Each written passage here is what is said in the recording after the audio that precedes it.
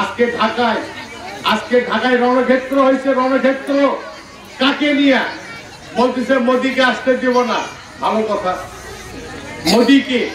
মোদীর সঙ্গে তো আমাদের কোনো সম্পর্ক নাই। মোদী হচ্ছে ভারতের প্রধানমন্ত্রী, ওনাকে ডাকা হয়েছে ভারতের প্রধানমন্ত্রী হিসেবে। আপনারা এটা করতে পারেন না। কিছু মানুষ আপনারা ঢাকায় আজকে যে রণক্ষেত্র করলেন, আপনাদের তো কিছুই হবে না। আমি হচ্ছে সাধারণ মানুষের, যে সাধারণ মানুষকে আপনারা না বুঝে না শুনে নিয়ে যায় ঢাকায় রণক্ষেত্র করছিলেন। এর আগেও হেফাজত বাহিনী আপনারা করছিলেন। কি করছিলেন? মাদ্রাসা থেকে ছোট ছোট সোনার ছেলেদের নিয়ে যায় আপনারা ওখানে একদিনের মাথায় সরকার পতন করবেন ঘোষণা দিচ্ছেন। রাতের বেলা শুধু বাচ্চাদেরকে খুঁজে পাওয়া যাচ্ছে, আপনাদের কোন নেতাকে কিন্তু খুঁজে পাওয়া যায় নাই। এবারও তাই হবে। আমরা টিভিতে লক্ষ্য করতেছি, ফেসবুকে লক্ষ্য করতেছি, লাইভ প্রোগ্রাম দেখতেছি। মার খাচ্ছে আমার সাধারণ ছেলে পেলে। কোন ছেলে? যে ছেলে কিছু জানে না, যে মানুষটি কিছু জানে না। আমরা বলতে চাই যে একটা রাষ্ট্রীয় প্রোগ্রাম, স্বাধীনতার সুবর্ণ জয়ন্তী, এই জয়ন্তীতে, আমার স্বাধীনতার জয়ন্তীতে ভারতের প্রধানমন্ত্রী যেই থাক সে আসবে। কারণ মুক্তিযুদ্ধের সময় আমার 2 কোটি বাঙালিকে ওরা আশ্রয় দিয়েছিল, খাওয়াইছিল, আমাদের মুক্তিযুদ্ধ ট্রেনিং ওরা দিছে। আমার যুদ্ধে ভারত প্রচন্ড ভাবে আমাদেরকে হেল্প করেছে।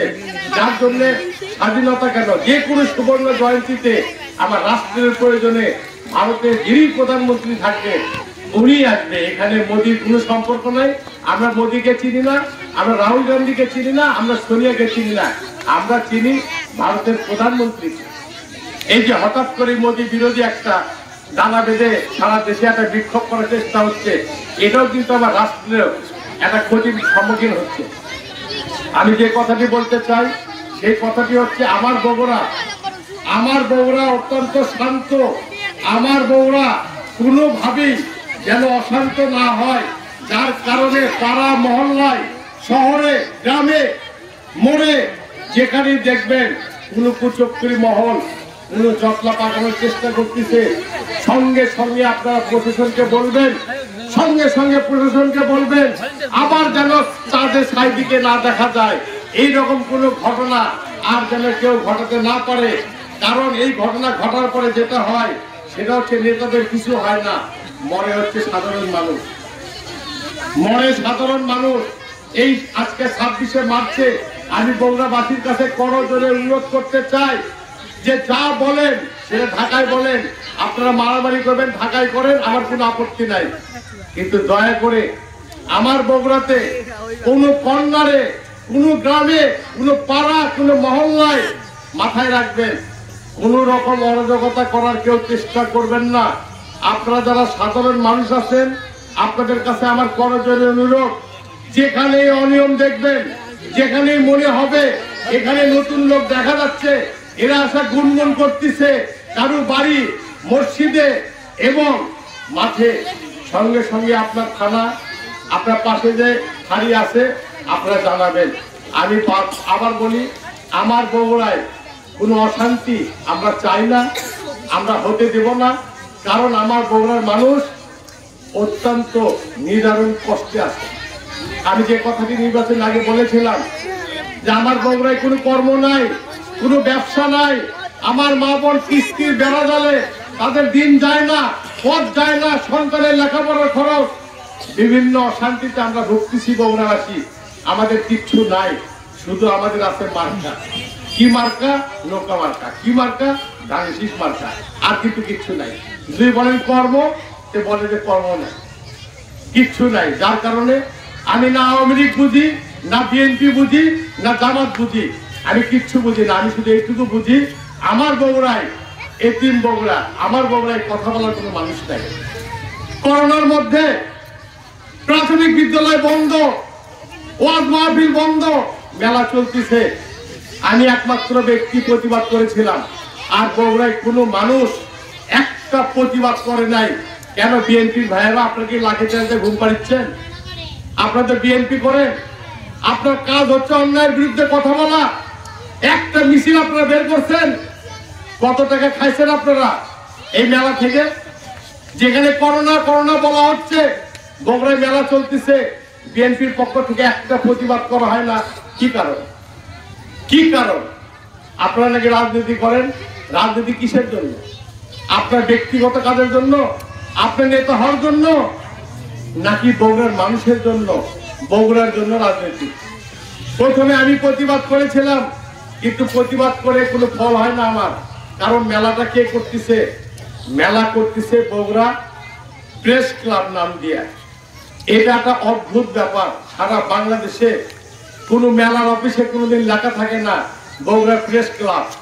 এখানে লেখা আছে বগুড়া প্রেস ক্লাব। কেন লেখা আছে? ওই যে আমি বলেছিলাম, আমি কিন্তু বলেছিলাম যে ধানের শীষের মার্কা, এই মার্কার যিনি প্রার্থী, এনার নাম রেজাউল করিম বাদশা। ইনি বিএনপি করে, এনার এক ভাই আওয়ামী লীগ করে, নাম মুঞ্জা আলম মোহন। আর এক ভাই করে সাংবাদিকতার নেতা, তার নাম হচ্ছে নয়ন। তিনি প্রেস ক্লাবের সেক্রেটারি। এনারা বগুড়ায় যা খুশি তাই করবে, আপনি কিচ্ছু করতে পারবেন না, কিচ্ছু করতে পারবেন না। ট্রাঙ্কের মধ্যে থেকে এসে, ট্রাঙ্কের মধ্যে একটা মানুষ ছিল 7 বছর 10 বছর, ট্রাঙ্কের মধ্যে থেকে এসে বললো আমার মার্কা ধানের শীষ, আমার বগুড়ার মানুষ তাকে বিজয় করে দিল। এই মানুষ আপনার কাজ করবে? এই মানুষ আপনার কথা শুনবে? কোনো দিনও শুনবে না। যে মানুষ ঘুমের থেকে ওঠে নেতা হয়, তিনি আপনার কথাটি কেন শুনবে? আজকে বগুড়ায় এরকম একটা অন্যায় হচ্ছে, এরকম একটা অন্যায় হচ্ছে। মেলা, ওনার কোনো প্রেস ব্রিফিং আছে? উনি কোনো বক্তব্য দিচ্ছে মেলা নিয়ে? উনি তো পৌরপিতা, উনি তো পৌরপিতা, পৌরসভার চেয়ারম্যান মানে কি পৌরপিতা? উনি কি একটা কথা বলেছে? কারণ বলবে না। কি কারণে? ছোট ভাইয়ের মেলায় বড় ভাই কিছু বলতে পারবে? ছোট ভাইয়ের মেলা করছে আর বড় ভাই বলবে যেটা হবে না। এই সহজ কথাটা আমি বুঝাতে বুঝাতে আমার বগুড়ার বিএনপি ভাইদেরকে বুঝাতেই পারি না। ছোট ভাই মেলা করছে করোনার মধ্যে, আর বড় ভাই চেয়ারম্যান, কোনদিন বলবে? কারণ এই ছোট ভাই আর তার বড় ভাই মুঞ্জা আলম মোহন, এরা নৌকার মার্কা ব্যাস লাগায় ধানের শীষে ভোট করছে। আবার যখন নৌকা মার্কার ভাই দাঁড়াবে, ওরা ধানের শীষে ব্যাস লাগা নৌকায় ভোট দিবে। এরা কিন্তু সব পারবে, এরা সব পারবে, কিন্তু আপনি পারবেন না। কিন্তু আপনার আমি যে জায়গায় চলে যাচ্ছি আস্তে আস্তে, সেই জায়গা থেকে কিন্তু আর ঘুরে আসার সময় আমাদের নাই। দেখতে দেখতে কিন্তু 5 বছরের জন্য নেতৃত্ব নিয়ে নিল। আমরা চেষ্টা করে কিন্তু রুখতে পারলাম না। 56,000 ভোট পাইছি আমি। বলেন তো কি কম পালাম আমি? তার মানে আমি মানুষের কাছে গেছি, মানুষের বোঝানোর চেষ্টা করছি, হয়তো সফল হতে পারি নাই। তাতেও আমি ধন্যবাদ, আমি মানুষকে ধন্যবাদ জানাই। কিন্তু আমি বলতেছি এটাকে বদলাতে হবে। যদি না বদলান তাহলে কিন্তু আপনি মারা যাবেন, আপনাকে দেখার কেউ থাকবে না। আমি একদম জ্বলন্ত উদাহরণ দিচ্ছি আপনাকে। আমি মাস্ক পরে আছি, আপনি মাস্ক পরে আমার কথা শুনতেছেন। এই বগুড়ায় মেলা হচ্ছে, 50,000 লোক যেখানে যায়, ওখানে কি করোনা যাবে না? করোনা কি বলছে আমি মেলায় যাব না? করোনা কি বলছে ওখানে ভিড় বেশি আমি যাব না? কে করতেছে ওটা?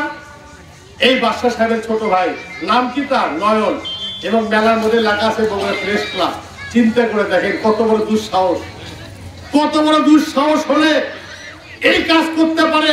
এই বগুড়ায় না আওয়ামী লীগ আছে, না বিএনপি আছে। আমি যে কথাগুলো আগেও বলছিলাম, এখনো বলতেছি, এই বগুড়ায় শুধু আছে ভণ্ডরা, ভণ্ড। এরা কোনো রাজনীতির নেতা না, এরা হচ্ছে ভণ্ডের নেতা। এরা ডাইরেক্ট ভণ্ড। এরা টাকা পালে আপনার রক্ত বেছে দিবে।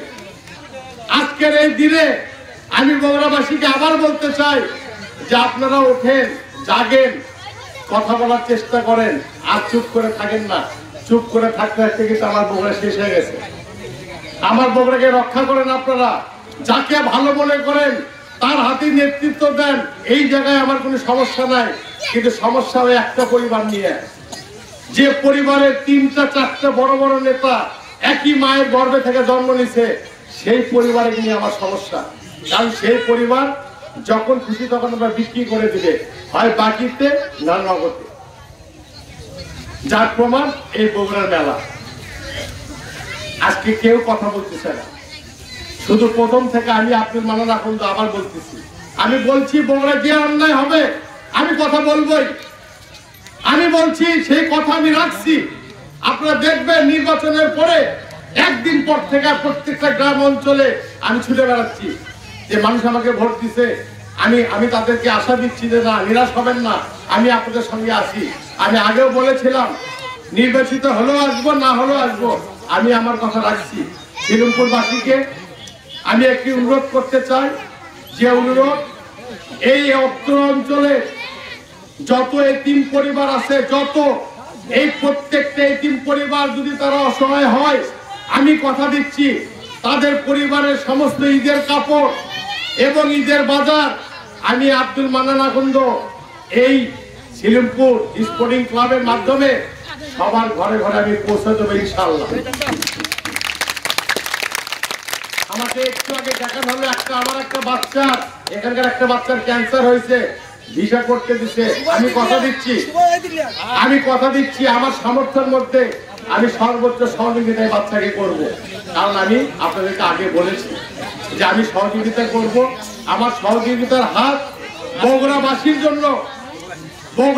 জন্য সব সময় উদার থাকবে। কোন সময় হাত আমার বন্ধ হবে না, হাত আমার খোলা থাকবে। এটা বগুড়াবাসীর জন্য, বগুড়ার মানুষের জন্য, আমার বগুড়া ভাই বোন মা বোনদের জন্য, ছোট বাচ্চাদের জন্য, আমার জীবনের যা কিছু সমস্ত বগুড়াবাসীর জন্য আমি উজাড় করে দিলাম, আমি উজাড় করে দিয়েছি। আমি এর এক্সটেনশন লাইফ আমার, আমি মনে করছি আমি মারা গেছি, যতদিন বাঁচবো, যতদিন আমার মাথা সুস্থ থাকবে, আমার শরীরে শক্তি থাকবে, ন্যায় অন্যায় এবং আমার সমস্ত ইনকাম এই বগুড়ার অসহায় মানুষের জন্য আমি ব্যয় করব। কি প্রমাণে? এই প্রমাণ হচ্ছে ভরা সন্ধ্যার সময় আমার মন সৃষ্টিকর্তার কাছে আমার ওয়াদা। কারণ আমাকে কিন্তু যেতে হবে কোথায়? কবরে। কতদিন? অনন্তকাল। আমি কিন্তু ভয় করতেছি আমার মৃত্যুর।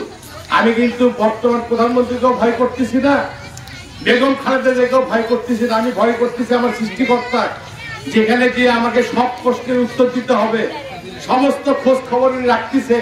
দয়া করে আমি সমস্ত জায়গার মানুষকে, সমস্ত বগুড়ার মানুষকে বলবো যে ভাই, শুধু আপনি আপনার বাড়িতে থাকেন না নিরাপদে, আপনার পাশের বাড়ি নিরাপদ কিনা দয়া করে খোঁজটা রাখাও আপনার ইমানি দায়িত্ব। আপনি শুধু ভালো খাবেন, আপনি শুধু ভালো পড়বেন, পাশের বাড়ি খালো কিনা এটা দেখানো আপনার কিন্তু ইমানি দায়িত্ব। আমরা সমস্ত দায়িত্ব থেকে নিজেকে সরে নিচ্ছি, এই সরে আর নেওয়া যাবে না। সন্ধ্যা লাগা আসতেছে, আমি কথা বলা শেষ করলাম। বিদায়ের আগে আরেকবার বলতেছি, আমি বিদায়ের আগে, আমরা বগুড়ার মানুষ অত্যন্ত সহজ সরল মানুষ, আমরা অত্যন্ত বোকা।